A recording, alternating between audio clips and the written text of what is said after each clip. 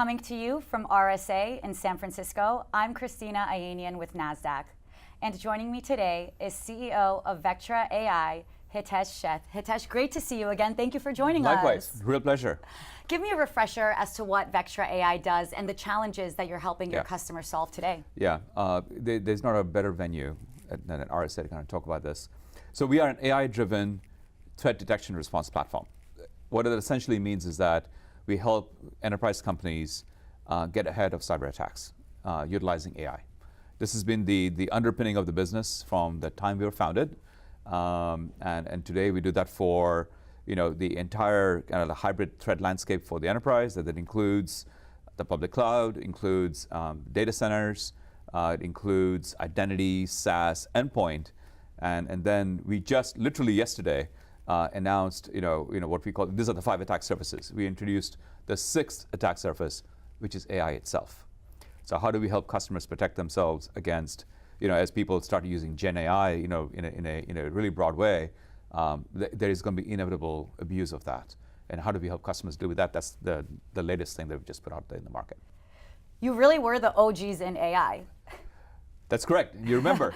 Last time we spoke on Nasdaq's Live from Market Site series, you mentioned how Vectra has been innovating and investing in AI before it became a buzzword.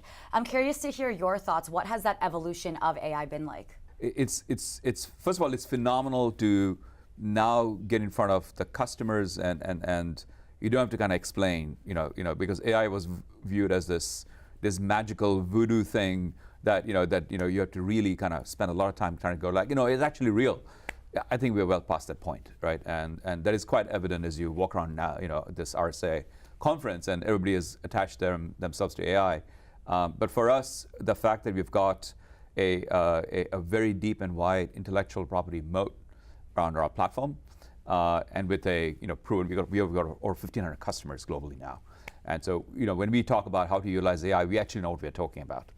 But now we don't have to kind of justify why a customer should consider AI, and that's great. It's really in your genes. It is in our DNA. This is who we are, right? And I think again, but it's great now that we can talk to customers and they're very receptive to it. When the boom started in 2023, it was really focused on consumer tools, Correct. And now it's shifting more towards Correct. enterprise applications with Correct. AI. How does cybersecurity come into play, and what should we be aware of? Yeah, look, I mean, I think obviously the whole OpenAI, ChatGPT has spurred this, and now you've got all whether it's Microsoft Copilot, the broad use of Gen AI or LLMs.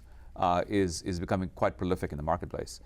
Now, the thing with that is that because you can interface with Gen AI using natural language, right? You don't need to be terribly fluent in programming languages or scripting to start using this, and so therefore you've got this really powerful tool, which if I were to be very candid about it, when it was originally designed, security was not at the forefront, right? So a lot of tech, when it comes into the market the first time around, security tends to be sort of like this bolt-on thing you do later. But this time, you've got a very, very powerful tool where since security is not at the forefront, the opportunity to misuse, the opportunity for attackers to leverage that is quite profound. And I think this is where we can step in and help protect the enterprises against that. Going off of that point, PwC had a recent survey that showed that 77% of CEOs are concerned about AI and the cybersecurity implications with AI. Correct. What message do you have to those CEOs? Look, I would say to them, you're right to be concerned. I think it's a very wise thing to be really concerned about it. And most companies that we speak to nowadays are putting some kind of policy framework in place for their company.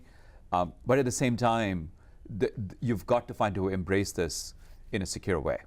Right, and so we're going to go through this cycle over the next several years where, how should I put this? There'll be lots of accidents along the way, right? But you learn. But you learn, and it should not deter you from doing that. But you've got to be thoughtful about securing, how people utilize LLMs.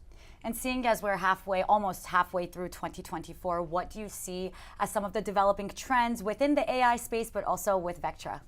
Look, for us, let me start with, for us as a company.